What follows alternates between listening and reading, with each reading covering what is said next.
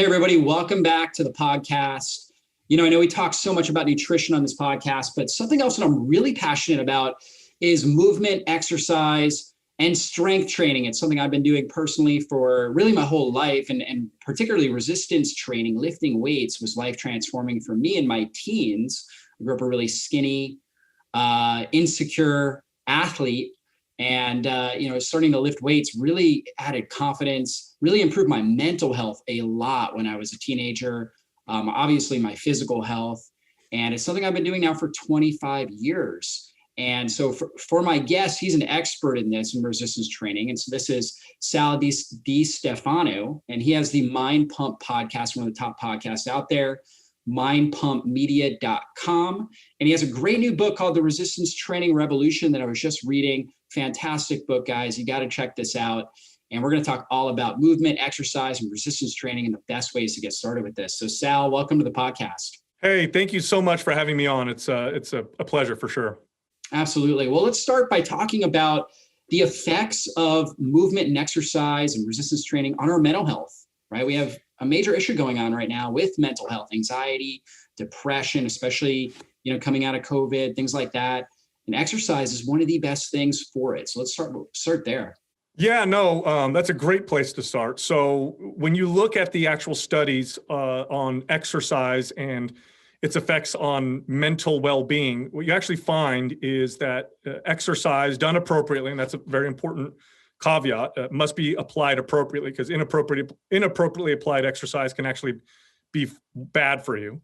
But when you do it right and you train your body according to your individual fitness and, and based on the context of your own life and stress, you see a tremendous benefit. And studies actually show that exercise is as effective as antidepressants and anti-anxiety medications for mild to moderate forms of depression and anxiety in the short term. In the long term, the studies actually trend and show that exercise is superior. And this is because the benefits of properly applied exercise tend to compound over time. Now, in that category of exercise are many different forms of movement, many different ways you can train the body. And one of the problems, or I should say one of the challenges that I'm trying to address with the book is really talking about those different forms of exercise and talking about the one form of exercise that is superior for most people, considering the context of modern life. And so to kind of illustrate that, if we look at modern life, well, first off, I guess we could start off with the health issues that plague modern societies. And kind of the main umbrella issue, the one that most people are familiar with, is obesity, of course. And obesity is an umbrella issue that kind of contributes to a lot of other issues: Alzheimer's, dementia, osteopenia, cancers, heart disease, diabetes, hormone issues, and all those things. Although you don't have to be obese to get some of those issues, obesity definitely contributes to those things. And so you look at that. Those are the main issues, these kind of chronic health issues that Western medicine really has no solution for. And then you consider, maybe what's causing that. Well, we live very, very sedentary lives, so we don't move very much. Our lives have been organized and designed on purpose that way. We've done a very good job of eliminating physical stress from our lives. So, the average person, I would say, and this is just, I'll speak for my clients, the people that I trained, which typically were the average person. If I track their steps, we're lucky if we get 4,000 steps a day, which you could usually get with about an hour straight walk, maybe a little more for the whole day, right? So very, very little movement. Then on top of it, we're surrounded by hyper palatable, easily accessible food. So it's just like this environment where we don't move much. Plus we have all this food that's accessible to us that we tend to overeat. It's engineered to do this, by the way. So it's very, very good at that. And we've developed kind of eating habits and behaviors around that. We've become very weak. So strength has dropped considerably. In fact, there was a study that I quoted on the show that was quite remarkable. They went and tested the grip strength of college-aged males. And they've been doing this particular test for decades. And they found that college-aged males today have the equivalent grip strength that a 60-year-old had in the 1980s, just to illustrate kind of how far down we've gone. We're noticing lots of hormone issues. I'm sure I don't have to tell you or your audience that you're in functional medicine, so I'm sure you see a lot of these issues. Yeah. Testosterone levels have been declining in men for decades. In women, we're seeing lots of hormone and fertility issues start to pop up. So these are the issues that we're kind of dealing with. And then on top of it, although we're sedentary, although we're surrounded by all this food, although life has been made physically easy for us, we're also very busy. So it's this weird dichotomy, right? Like, we're not moving much, but our schedules are jam-packed. And so what that produces is a situation where it's very hard for people to, well, first off, if they want to be active, they have to schedule it. Normal life isn't going to produce lots of activity for you. And scheduling it can be very challenging because we're so busy. And so the most we can hope for, if we're talking to the average person in terms of getting them to be active on a consistent basis, is probably about 2 or 3 days a week of some kind of structured exercise. Now, that's not, perfect. That's not ideal, of course. In a perfect world, we would be able to find structured exercise and activity every single day, but we have to be realistic. And if you're going to take the average person and get them to do anything consistently, which is hard to do, to add to their schedule, what we can hope for is about 2 or 3 days a week. Yeah. So when you look at all that, then you look at, okay, what form of activity is just going to give us the most bang for our buck? Which one is going to make the biggest impact with the least amount of time dedicated to doing it? We have to consider that because we have to live in reality. And when you look at all the forms of exercise and examine the effects and the amount of time that you need to spend doing it in order to get those effects, the superior form of exercise, it becomes very clear. It's actually head and shoulders above the others. And that's resistance training or strength training. Now, I want to define that real quick because I think sometimes people get a little confused in terms of what constitutes the type of resistance training that I'm talking about. So it's not just moving or exercising with resistance. It's using resistance specifically in a way to elicit strength and muscle gain. Okay, so I could take a pair of dumbbells and I could use them in a way that's very much like cardiovascular activity. I could go and do a circuit, or I could do lots of exercise with no rest and work on endurance. That's not the kind of resistance training that I'm talking about. I'm talking about literally using resistance, whether it's body weight, bands, machines, free weights, in a way to build muscle and strength. And the book that I wrote, The Resistance Training Revolution, what I'm trying to do in that book is change the stigma and the stereotype and the misunderstanding that the average person has surrounding resistance training. The average person, when they think about exercise to improve their health, and even the average doctor, even today, when they recommend a form of exercise to their patients for any reason to improve their health, it's almost never resistance training. It's almost never the first form of exercise. It's almost always, vigorous cardiovascular activity. And this is not just ineffective, especially in comparison to resistance training, but in many cases, especially when you consider the context that I just painted earlier, actually counterproductive, actually can produce a situation in which not only will you not get the type of results and the type of, the feedback or the success that you're looking for, but you're also creating a situation in which sustainability is almost impossible. And by the way, the evidence is very clear. 85 to 90% of people who embark on a fitness and health journey in order to improve their health or lose weight fail. That's 85 to 90%. So we can pretty much say you're going to fail if you approach your health and fitness with what I refer to as the old paradigm, the old, the formula that we've been told for so long that is supposed to help us when in fact it doesn't. Now, I'm sure people are watching right now and they're a bit confused. What do you mean? How could this be possible? So if it's okay, I'd like to kind of go into that a little bit.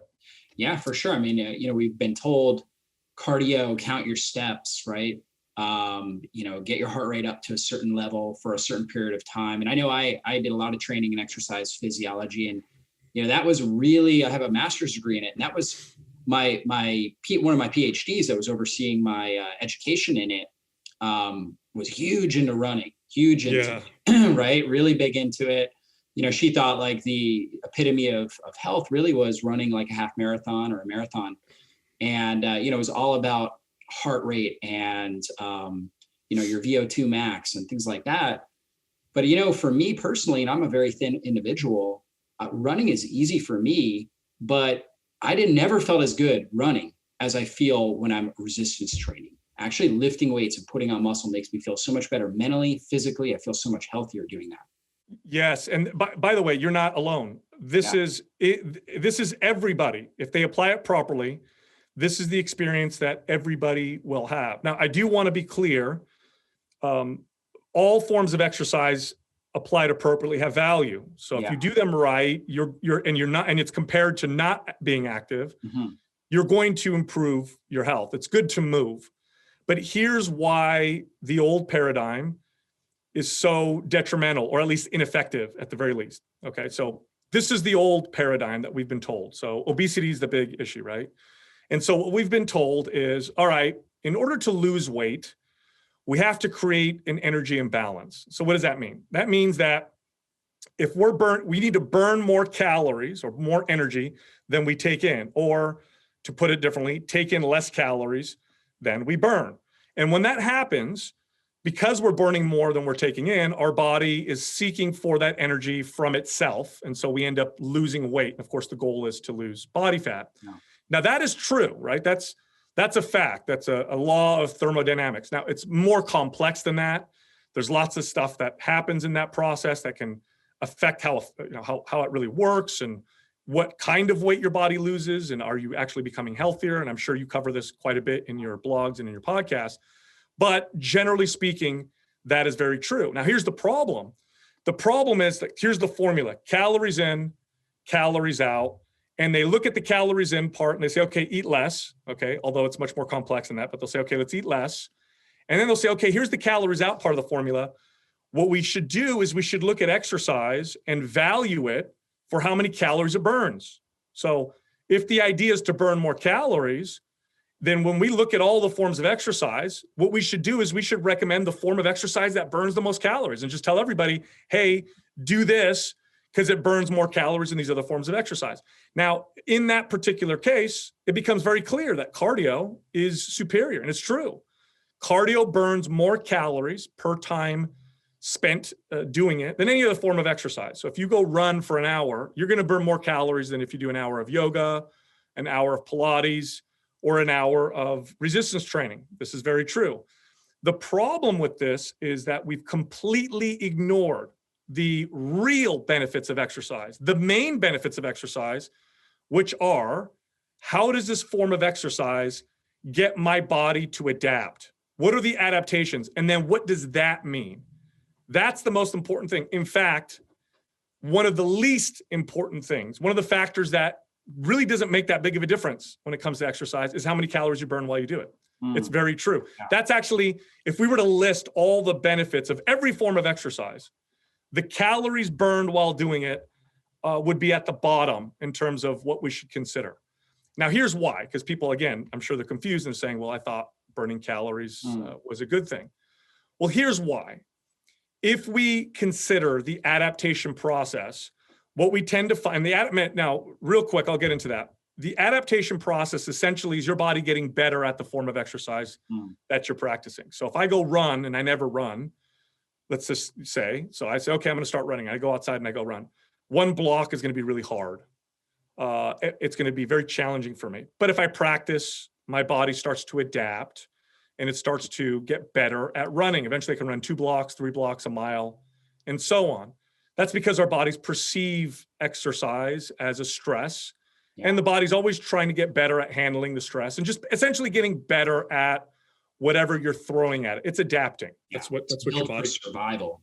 So Absolutely. it doesn't know the difference between, you running from a predator or you just running to get fit. Absolutely. So, okay. So here we go. So I go out and I do this running because I said, because again, everybody tells me it burns the most calories. So that's what I'm going to do, right? Well, here's how my body adapts to running. Now, performance-wise, it improves its endurance. So I'm going to get more endurance. Not necessarily a bad thing. This is there's some benefits to that. But in order to improve its endurance and in order to get better at running, my body actually, one of the primary adaptations to cardiovascular activity is to become a more efficient calorie burning machine. Now, when I say efficient, think of an efficient car. Okay, think of a car that is very efficient with gas. What does that mean? That means you get a lot of miles per gallon. That means the car is burning very little gas for the distance that you travel. This is what happens to your body. Your body learns to burn less calories doing that particular form of activity. And one of the main reasons why it does this is because it burns a lot of calories while you do it. You need endurance, and you also need very little strength, very little strength. In fact, cardiovascular activity requires so little strength that your body pares muscle down in order to accomplish the other more important adaptations, which are, calorie efficiency. Yeah. By the way, this isn't just my experience training, and I trained clients for over 20 years, and I saw this all the time. It's not just my experience. There are studies that highlight just how remarkable our metabolisms are in terms of how they adapt to this type of activity. There's a study that I quote in the book that was pretty groundbreaking when it was first done. Scientists went to northern Tanzania and studied a modern hunter-gatherer tribe. Okay, so these people, the Hadza tribe, these people live the way that we probably lived, tens of thousands of years ago. So they don't have technology. They don't have cell phones and televisions. They move a lot. Their days consist of gathering, and their days consist of hunting. And the way that they hunt is the way that we probably hunted thousands of years ago, where they'll throw a spear at an animal, wound it, and then run after it until it dies or collapses from exhaustion. And so they're extremely active, okay? In comparison to the average Westerner, it's insane how active they are compared to us, right? So scientists went down there and through some pretty sophisticated testing, wanted to determine the amount of calories that these people burned every single day. Now, the hypothesis was, well, if the average Westerner is burning, 1,800 calories or 2,000 calories a day, sitting on their couch and, sitting in a car and at a desk, well, these people must be burning 8,000 calories a day, right? Because they're just moving so much. Well, what they found was actually at first shocking, but then made a lot of sense. What they actually found was that these modern hunter-gatherers, with all their activity, actually burned similar amounts of calories to the average Western couch potato. Okay, so they were moving like crazy. Yeah. Yet they were burning similar calories to the guy that, barely moves all day long and sits at his desk. How is this possible? Well, if you think of evolution, it makes perfect sense. It would be evolutionarily disadvantageous for humans to burn 8,000 or 10,000 calories a day living as hunter-gatherers, because finding 8,000 or 10,000 calories a day is impossible in nature. It's very challenging. True. We take for granted the amount of food that we have accessible to us. But if you live as a hunter-gatherer, the calories are very hard to come by. You don't kill an animal every single day. You're lucky if you kill one a week or something like that. And many days you're fasting or eating very, very low calories. So it would make no sense for them to burn tremendous amounts of calories. So the human body evolved in those environments with lots of cardiovascular activity, which is what they're doing, to burn less and less calories to become super efficient. We also see this in studies with POWs. These are people who are captured in war. They're fed hundreds of calories a day and, for years. And what we find is these people obviously lose lots of muscle mass.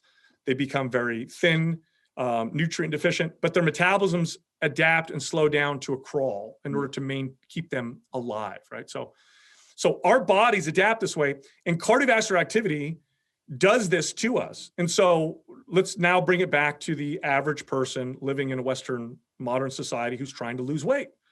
Here's what the process looks like for somebody who cuts their calories and then throws cardio into their formula to lose weight. Initially, we see weight loss. So right away, we'll see some initial weight loss.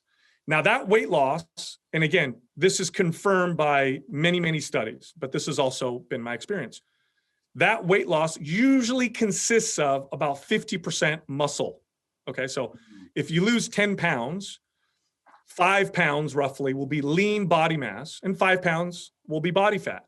Again, your body is, and by the way, your body's not burning muscle. I've heard people say that, oh, you burn muscle. That's not what's happening. Your body's paring it down, again, to make you better at that form of exercise. Right. So what ends up happening is you lose 10 pounds, 5 pounds is muscle, 5 pounds is fat. By the way, you're roughly the same body fat percentage you were before because you lost muscle. So now you're a smaller, same flabbiness version of yourself. But then there's one more key element here is you now have a slower metabolism. Muscle is very, from a metabolic standpoint, from a calorie burn standpoint, is very expensive. It needs a lot of energy to maintain and to operate in comparison to a tissue like body fat. So it's just very metabolically active. So I lost 10 pounds and now I plateau real hard, right? So this is what people experience. Like, okay, I'm going to go run 30 minutes every single day. I'm going to cut my calories. Boom, 10 pounds is gone. I'm stuck. What do I do now? Okay, I'm left with two options: eat less or run more. So, okay, let's say I do that again. And then I lose a little more weight, a little bit more muscle. Boom, I plateau again. Eventually, if you're dogged and tenacious, eventually what you're left with is a scenario where I'm eating very little, I'm moving a lot, lots of structured exercise in my schedule. And in order to maintain this weight that I lost, remember a lot of it being muscle, I have to keep this up. And if I go off of it just a little bit, I rebound very, very quickly. And by the way, when you gain the weight back, you oftentimes don't gain the muscle back. And when you follow this cycle, which people follow, if you look at the studies on weight loss, millions of Americans lose weight every year and gain it back. And oftentimes the same people are losing it and gaining back. Over time of losing muscle and then getting stuck and then, oh my God, I can't maintain this, and then gaining weight back, but then it's body fat, is I end up with a slower and slower and slower metabolism over time. And now you're in this situation where you're like, if I eat anything over 1,700 calories, I get fat and I'm already overweight. Like, what the hell is going on? And then you're surrounded by easily accessible food and it's hyper palatable. And it's just a recipe for failure. It's so unsustainable. The only people that can really stick to this are people who are a bit fanatical about their routines. And oftentimes you see orthorexics in this particular category. Everybody else is like, there's no balance. My life sucks. Like this is just not sustainable. And this is what we've been sold for a long time. There's a couple reasons why. One of them is for a long time, the only form of exercise that was ever studied in terms of its effects on health was cardio. If I go back 20 years, I'd find no studies on resistance training and health at all. All the studies were on cardiovascular activity. Part of it is because animal studies are really hard with resistance training, so it's hard to get a mouse to lift weight. Yeah. And the other is because resistance training was always relegated to strength athletes. And so nobody ever considered that this could potentially improve health. And then on top of it, you have media, which promotes this false narrative around resistance training that if you lift weights, within a month, you'll look like a professional bodybuilder. And if you're a woman, you're going to get big and bulky, and it's not good for, your heart, and it doesn't improve your lung capacity. And it really doesn't have lots of health benefits. All of that is completely false. Right. So when we look at the old paradigm and we remove that wrong form of exercise and instead replace it with resistance training, we get a very different effect. Now, resistance training, although it doesn't burn as many calories during the time that you spend doing it, the main adaptation that it's asking your body to accomplish is to increase strength, increase muscle. Now, when you combine that with a diet that is not super restrictive, so if your adaptation is build strength and muscle, and then you feed your body in order to fuel that process, what you end up with is a metabolism that speeds up over time, a metabolism that burns more calories all the time, not requiring you to try to move burning those calories, but rather sitting at your desk your body is burning more calories. What does that look like over time? Well, initially, you don't lose as much weight on the scale as you would if you were doing lots of cardio. But the weight that you do lose is body fat. You don't lose any muscle. In fact, oftentimes you actually see some muscle gain at the same time. So you might actually notice on the scale that you only went down a pound or two, but in reality, you lost 5 pounds of body fat and gained 3 or 4 pounds of muscle. And you're losing the most dangerous form of body fat, which is visceral fat at first. Oh yeah. Oh no, we'll get into that. We'll definitely get into that, right? So here you are, you're like, okay, I read this book or I listened to this podcast and I'm going to do strength training. Initially, again, weight loss on the scale doesn't move as quickly, although you're noticing I'm tighter, I'm smaller. Remember, fat is very voluminous in comparison to muscle. Muscle is very dense. In fact, if I were to magically add 10 pounds of muscle to every single person watching or listening to this podcast, they wouldn't feel any bigger. They would just feel tighter and more firm in their body because it just doesn't take up a lot of space, right? So initially, the weight loss starts slow, but you are getting leaner. But then you get the snowball effect. So 3 months down the line, initially I was eating 1,700 calories. I'm doing, 2 days a week of resistance training. Now I'm eating 2,000 calories and the weight loss is accelerating and I'm getting leaner.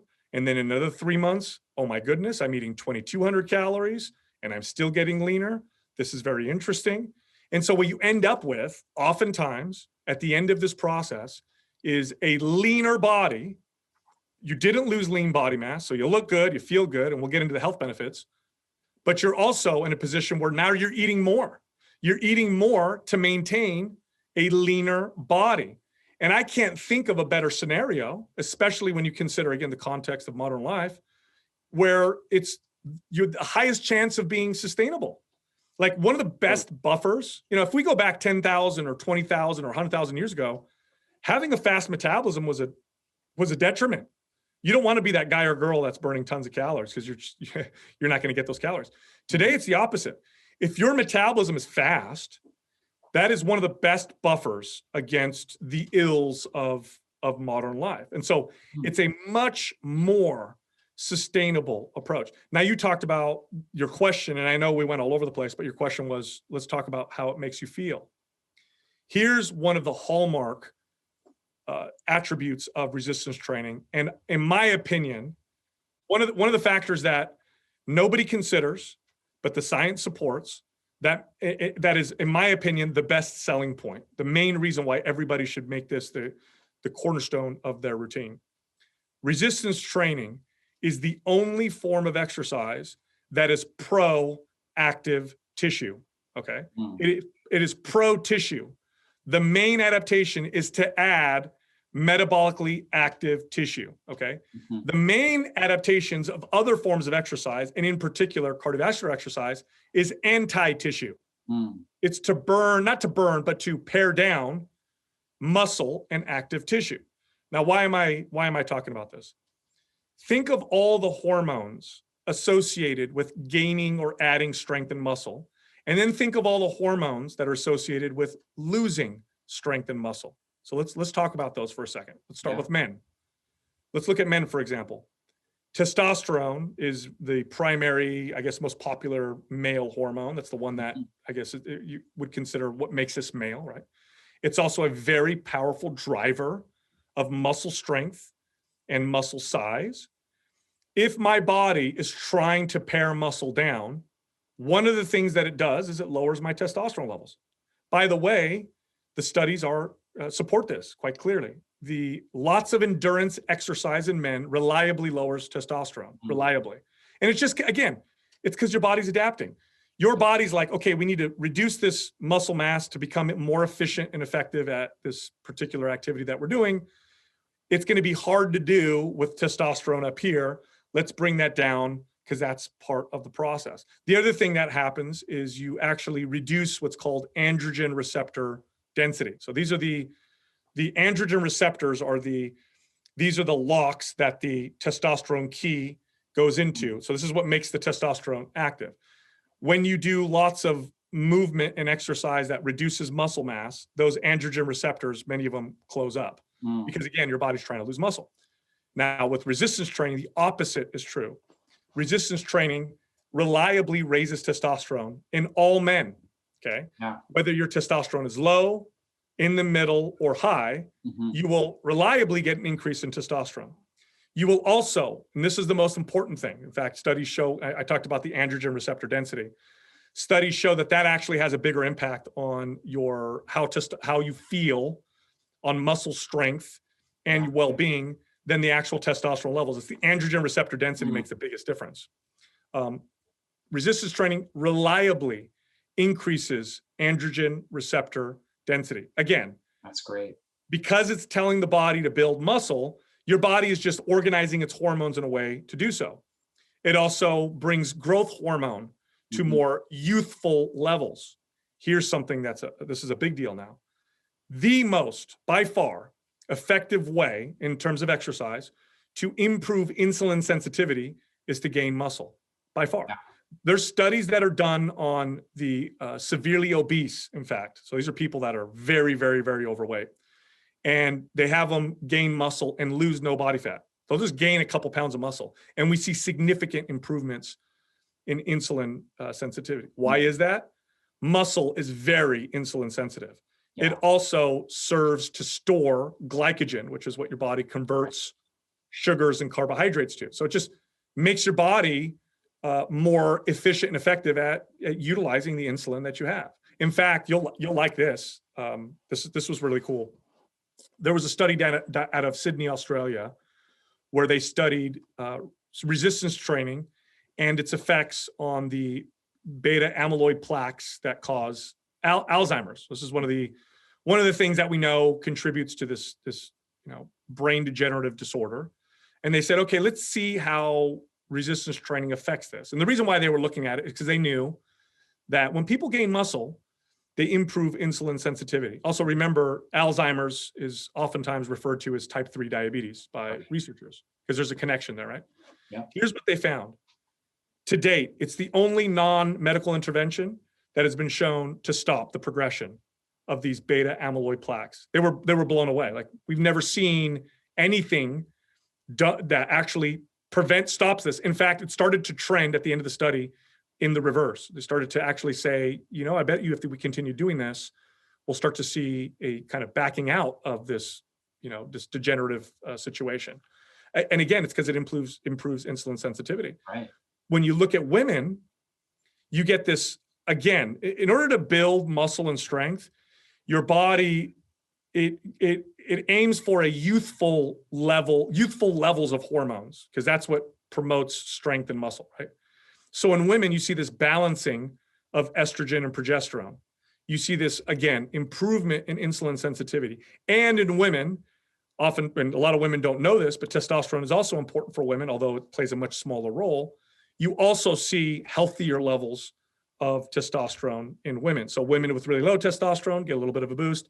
Women with testosterone levels that are out of balance with the rest of their hormones actually start to see it balance out a little bit.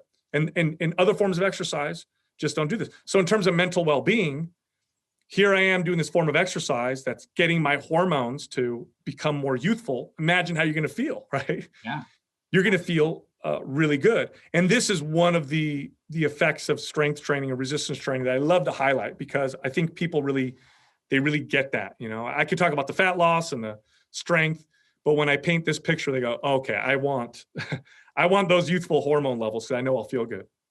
Yeah, so critical. I mean, resistance training is really life-changing. Like you talked about, I mean, a lot of people think about it, they think, okay, building muscle, it's about just getting bulky. So, the primary people that are attracted to resistance training are typically young males, right? But really, it's just something that all of us should be doing and all of us will benefit from. How does somebody get started with resistance training? What's kind of the best way to get started? I know you have a whole bunch of information in your book on that. Yeah. So first off, I want to mention this because you said young males tend to start strength training because of they're I want to get big, I want to build muscle. One of the most tragic effects of this kind of false narrative around resistance training is that women have been afraid to do any forms of resistance training. Still today. Now, it's not nearly as bad as it was when I first started, managing gyms, and you know, I used to own a wellness facility, and boy, was it really bad back then. I mean, you didn't see a single female touching a machine or grabbing a pair of dumbbells because they were so afraid that Right. they would wake up the next day looking like Arnold Schwarzenegger. And it's terrible because women actually, the effects on women with resistance training are profound. They are simply profound with how incredible they feel, and not just look, but how they feel from this form of exercise. And it's been really sad that they've been told otherwise. I forgot your original. Oh, how do people get started? Okay, that's a great question. One of the I guess the myths or misunderstandings around resistance training is that it's super complex. So, oh my gosh, there's all these different exercises. I don't know what to do. How does this work? It's so much easier to just get on a treadmill and just walk or run for an hour. So like, what's the deal? Well, first off, when it comes to resistance training, any form of exercise really, but especially with resistance training, it doesn't take much to get your body to adapt, especially if you're currently sedentary. Yeah. Right. Okay. It doesn't depends on your baseline, where you're coming from, but yes. Absolutely. In fact, years ago, this was quite apparent to me. I live in the Bay Area of California, and we got really nice trails up here, up in the hills and stuff. And I was up in the hills one day and I was doing this hike. And as I'm hiking, I'm seeing people who are jogging and they're running by me. Now, as a trainer, and I'm sure you probably go through this as well, it's really hard for me to not look at people's biomechanics when they're doing activity. It's like I notice right away, right, what's going on. And I see lots of feet that are pronating and supinating, and I see pelvic, shifts and all kinds of stuff. And I'm like, oh my gosh, like nobody's running in a way that's sustainable. They're going to all hurt themselves. This is terrible. And then all of a sudden, this woman runs by me and she was just gliding. And I could see that she had the skill of running down. She looked like she'd practiced the skill of running.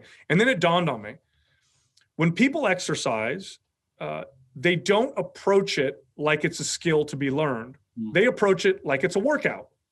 So nobody says to themselves, I'm going to go, learn how to run because it's a skill that I actually haven't practiced since I was 10 years old.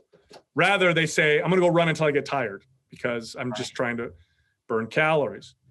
This is true with all forms of exercise. Now, with resistance training, luckily, a very strong emphasis is placed on form, probably more than any other form of exercise. We'll say, hey, form is everything, form is everything. Form is everything for all forms of exercise, by the way. So here's what I tell people, and this has been very successful, is I'll tell people, look, here's the deal. I don't want you to work out with resistance training. I want you to practice the skills of resistance training. Okay. So rather than saying, okay, I'm going to do resistance training, I read Sal's book, I'm going to go to the gym and I'm going to work out my legs. Instead of doing that, and I talk about this in the book, go to the gym and say, I'm going to practice the skill of squatting, or I'm going to practice the skill of a lunge.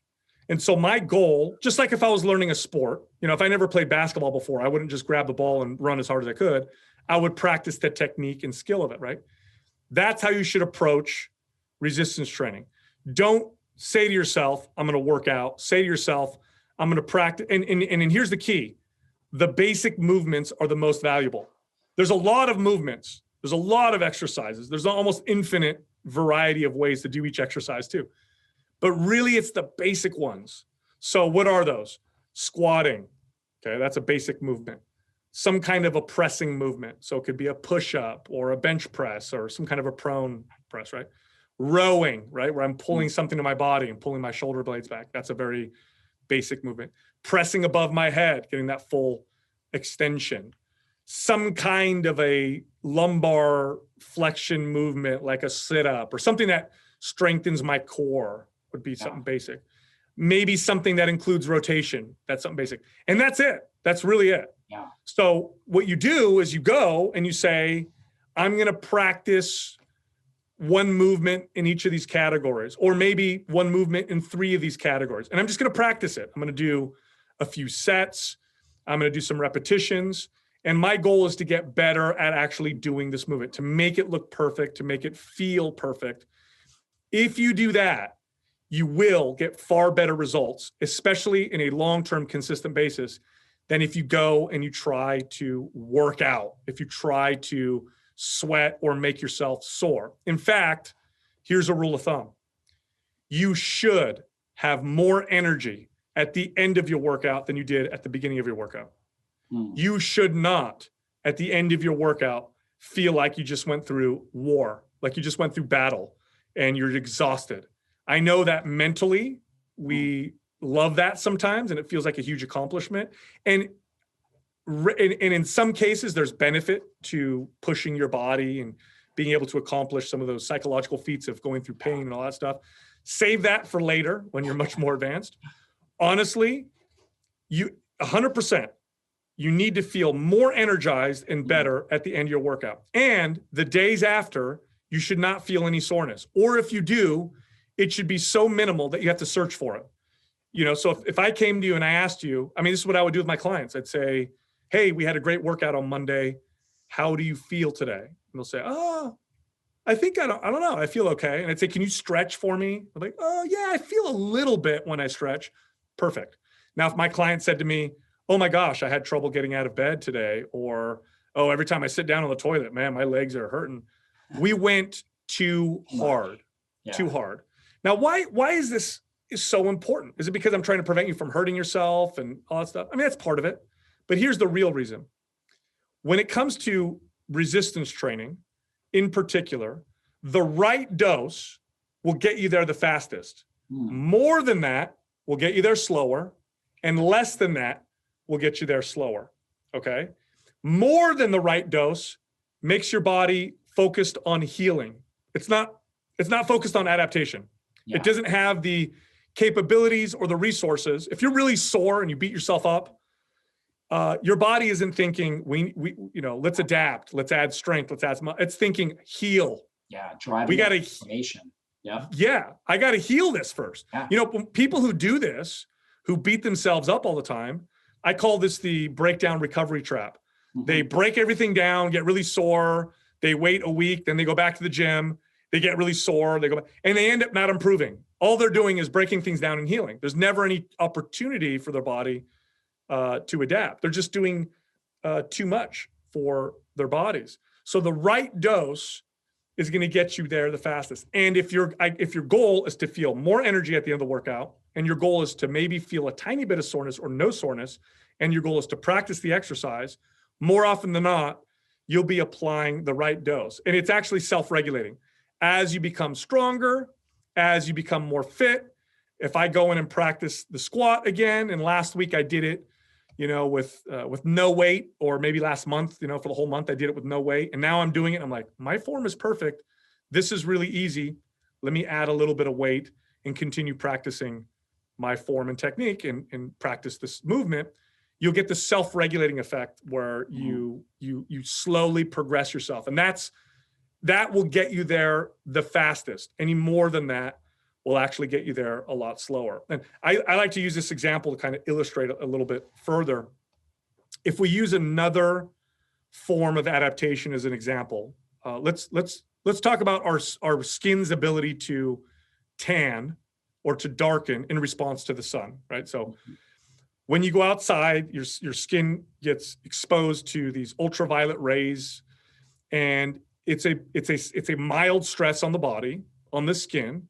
And so your body tries to adapt. And what it does is it darkens so that it can take that same amount of exposure next time. Okay. And then of course, if you want to get darker skin, you extend the time that you spend out there. Now, what happens if I've been living in my mom's basement for 3 years and I never get any sunlight? And then I go outside and I go, I'm going to go and just hammer myself with the sun, right? That's it. You're going to burn yourself. You're not going to tan. Your body's going to it's just going to be trying to heal. So if you're listening to this and you're not exercising, or you haven't in a while, or you're not doing it consistently, you approach it the same way, a little bit. I'm going to go and I'm going to practice and do a little bit, and you will get far better results. So that's the way that you should start with resistance training. Small incremental stressors that your body can adapt to, and you get stronger, more stress resilient. And you also are training your nervous system. A lot of those movements, you got to really train your nervous system. You have to develop a level of kinesthetic intelligence to be able to do these movements properly. And that's so critical in the beginning. And then after that, you're able to start to handle a little bit more weight, a little bit more resistance, and build the muscle. Yeah, I mean, so we're focusing a lot on muscle, but I'm glad you brought up the central nervous system. The central nervous system, which of course involves the brain and the nerves, and that adapts just as much, if not more, especially early on, than muscle. Why is that important? Think of it this way. Think of your muscles like speakers. So you have a stereo system, right? You got your speakers. The central nervous system is the amplifier. You could have the most sophisticated speakers in the world, but if your amplifier is weak, you're not going to get any sound out of those speakers. Our central nervous systems are what tell the muscles to contract, to work together. Our central nervous system is what tells them to fire in unison, to stabilize, to stay steady. That is a very, very important part of becoming healthy and stronger and building muscle and burning body fat. Here's another example that I think people will get. If I do some stretching right now, let's say I go to touch my toes and I'm this far away from my toes, right? If I stretch and hold that stretch for a minute, I'll eventually be able to touch my toes within the same session, okay? My muscles didn't get any longer. My central nervous system adapted. Yep. It's the central nervous system that told the muscle to relax. That's what I'm training when I'm doing that. So you are training this. In fact, train the central nervous system and the muscle will follow. Yeah. The and results that's critical for preventing injuries too. It's so important. The healthier your central nervous system is, the better your balance, your ability to know where you are in space, a term called proprioception. That's going to reduce injuries. And what puts more people in the hospital than anything else, right? A slip or a fall, right? Different types of things like that. So, I mean, resistance training really helps prevent against a lot of those things. Oh yeah. And your CNS, the central nervous system, it's always looking to protect you. Yeah. Okay. So we've heard those stories of the mom whose kid gets trapped under the car, and then all of a sudden she summons the strength to move the car, injures herself in the process, but is able to save her baby. Under that extreme duress, right? That stress, her central nervous system said, fine, we're going to tear muscles, we're going to hurt ourselves, but we need to activate, right? There's a tremendous amount of power that is available, that's untapped in our central nervous system. And what happens when we don't train ourselves, and here's the thing about resistance training. There's this myth that probably one of the worst myths around resistance training, that it creates tight, muscle-bound physiques. Like, oh, if I do resistance training, I'm going to get tight and stiff, and I'm not going to be able to move. Okay, no, that's not true. In fact, we now have studies that actually show that resistance training done properly, right, actually improves functional flexibility better than stretching. Yeah. Better than stretching. Now, the key is the term functional flexibility. Functional flexibility is I am flexible, but I have strength and control in that range of motion. So earlier, before we started the podcast, you and I were talking about, we both have young children. I have a baby at home. He's 7 months old, okay? He's extremely flexible. I mean, I could take his feet and put him by his head and put him in the splits, okay? But he can't stabilize himself at all. In fact, if he sat on the floor in the splits and if he tried to move really quickly, he might actually hurt himself. He's actually unstable. He's got the range of motion. He doesn't have the strength and the control. Most of us think increasing our flexibility is going to reduce our risk of injury. If you increase your flexibility, but you don't have any strength or stability in that new range of motion, you actually increase your risk of injury, because now you have these ranges of motion that you don't have any access to in terms of control, and you can really hurt yourself. This is why people will bend down in the shower, twist, and they hurt their back. They don't own that range of motion. Resistance training done properly, it involves full ranges of motion, right? And you're doing it with resistance, appropriate resistance. And so what you're doing is you're strengthening this range of motion. So it's the difference between somebody who can get in a squat and somebody who can get in a squat, and if they need to, they can get out of it real quick, or their kid jumps on their back and they don't get hurt, or they can hold something or use resistance in that deep squat. Resistance training it actually trains functional flexibility. So although you're not going to get flexible like a yogi or a contortionist, if you're interested in the kind of flexibility that prevents injury and pain, full range of motion, appropriately applied resistance training is superior. By the way, here's more evidence. What's the primary form of exercise that is used in rehab? Resistance training. Bands, body weight, and tension. So when you're injured and you go to a PT, that's what they do with you, is they do resistance training because it prevents injury. Yeah, so important, so important. So guys, you definitely want to check out the book, The Resistance Training Revolution. I was just looking through it. He's got some great ideas in here. He's got the Total Body Anywhere program, the Total Body Dumbbell program, Total Body Home Gym program, because you never know what people have access to. And the great thing about resistance training is you don't have to go to a gym. Like, you don't have to have a gym membership. It's great. It's great to be able to have tools like that, be able to have, Nautilus equipment and hammer strength and dumbbells and things like that. But you really don't need any of that to get started and start building muscle. And he goes through that in the book, and I'll let you touch on that. And any last words on things that you go through in the book that I think my audience will really get a lot out of. Yeah. So you don't need any equipment to do your body weight is plenty. If your goal is to improve your health, your strength, your body composition. So in other words, you want to get leaner, more sculpted, you want to look good. Body weight is plenty. You don't need dumbbells or weights. Now, those are great. They're great tools. They open up more variety, but you don't need that kind of stuff. And I'm glad you brought that up because, again, that's another myth that you need lots of equipment. You don't need equipment. You can just use your body weight, maybe a pair of resistance bands, which will cost you $30, and you could store them in a very small space. They don't take up much space. So they make a big difference. The kind of body in health that you'll accomplish if you do this, in combination with, good nutrition, is a lean, sculpted, resilient body. It's a body that there is, this is one more thing I'd like to touch on.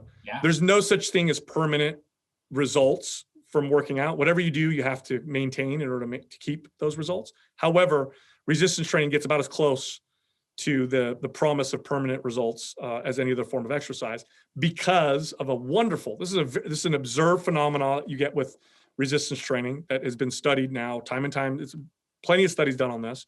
Those of us who've worked out with weights or resistance know what I've experienced this. Something called muscle memory. This is a real phenomenon. If it took you a year to gain 10 pounds of muscle, okay, to speed up your metabolism, to feel more sculpted, to improve your health. It took you a year of consistent exercise to gain 10 pounds. And then for whatever reason, you get sick or injured, or you just don't work out anymore, and you lose all 10 pounds of lean body mass in a 3-month period. And then you decide you're going to get back to it and start exercising again. You'll gain back that 10 pounds in a month. That's how that muscle memory is. When you gain muscle and you lose it, gaining it back is remarkably fast in comparison. So you get this kind of almost this permanent effect. What else does this mean? It means if you take a week or two off, you don't get this huge decline in metabolism. You don't get this decline in results. You don't know, oh my gosh, I had a weekend with my husband at and we went on vacation or we went to, spend the night somewhere, and oh my God, I gained a bunch of weight. Oftentimes you take off time and you come back and like, oh, I feel and look the same. So you produce these very resilient, type of results. So I wanted to say that because I think that's another, because again, most people are not consistent week in and week out. They're going to take some time off. And once you build that, in fact, there was a study that showed that roughly whatever it takes you to get strength and build muscle and get that metabolism boost, when you get there, and if you maintain it for a little while, 1/9 of the volume that it took to get there is required to keep it. Okay. That's remarkable. So whatever you did to get there, if you just want it, and by the way, those of us who've been doing this forever, I know this, like in order to keep my strength now as a 42-year-old man, I need to do a fraction of the workouts that I did when I was first starting to work out in my teens and 20s, where it was like, I got to do a lot just to get my body to a certain point. Now it's like maintaining it's very, very easy. This is a wonderful, wonderful feature of resistance training and strength training. One more thing that I touch on, and I know nutrition is a big one for you. Yeah. Because of my experience working with everyday average people, and I did this for over 2 decades, over the 20 years that I did this, I really started to see what really worked in terms of sustainable nutritional changes. Like, what is sustainable? I'll tell you what's not sustainable. Tracking your calories, tracking your macronutrients, counting your food, meal plans, completely unsustainable. What is sustainable is finding ways to modify your behaviors that don't involve you counting and being conscious of stuff all the time, that kind of feels more natural in terms of, just on a day-to-day basis. I'll give you one silly example. It's a very easy one. When you eat your meals, if you make sure to do so, not with your phone in front of you, not in front of your computer, not distracted by the TV, if you just sit down in quiet and focus on your food, studies consistently show that you'll consume about 15% less calories. That's it. Easy. So instead of telling someone, hey, cut your calories by 15%, just do this. When you eat, don't be distracted and eat like you normally would, and you'll naturally eat less. Here's another one. Avoid heavily processed foods. That's it. In fact, it's one of my favorite tricks. I used to do this with my clients. I loved doing this, is I would tell them, I'm not going to put you on a diet. In fact, I want you to eat as much as you want. Just one thing, avoid foods that come in boxes or wrappers or that are processed, but eat all the whole natural foods that you want. And then they would start to lose weight. And then they'd come to me and be like, what's going on? I didn't know that, there was like this magic that had to do with whole natural foods. And then I would tell them, and again, we have studies that really well-made crossover studies that support this. If you do that naturally, even if you eat as much as you reach the same level of satiety that you did before, you'll eat about 500 calories less a day, consistently. Easy. Here's one more. If you have a trigger food or trigger foods, we all do, right? For my wife, it's chocolate. For me, it's potato chips. Potato chips are there. I think about them, and then eventually I eat them, right? Here's another one. This is a great one. You can eat those foods, just don't have them in the house. So your favorite trigger food is chocolate. If you want chocolate, don't keep it in the house. Drive to the store and buy yourself a single serving of chocolate. And all you're doing is you're putting a barrier between you and an impulsive behavior. And you don't have to do anything else. Naturally, through that period of time that it takes you to want that impulsive behavior, and then I've got 15 minutes or whatever to get to the store, naturally that space creates a little bit of awareness, and you naturally see behaviors start to modify on their own. And I talk about much more in the book in terms of nutrition, things that I found to be sustainable, long-term, that create behaviors that don't feel like you're restricting yourself, or I'm counting things, or I'm hyper-focused on everything that I'm eating, but tend to naturally create balance with our nutrition. Yeah, great stuff, Sal. Really great tips for everybody. And guys, he's got a lot of great pictures in here too. If you're looking to really understand how to do these movements properly, in the book, he's got great little guides that really show you how to do it. So definitely check it out, The Resistance Training Revolution. Also check out Sal at Mind Pump Podcast and mindpumpmedia.com. You guys have video exercise trainings and different things like that really help you get this down right. And this is a skill, like Sal was saying, learning how to do resistance training properly is a skill that will improve your mood, your memory, your lean body mass, help support hormones that keep aging under control and help you age gracefully and really thrive in life. So developing this skill is important. Make this your year to develop the skill of resistance training. Check out the book, check out Mind Pump Media. Sal, thanks so much for your time. And we'll see you guys on a future podcast. Be blessed, everybody.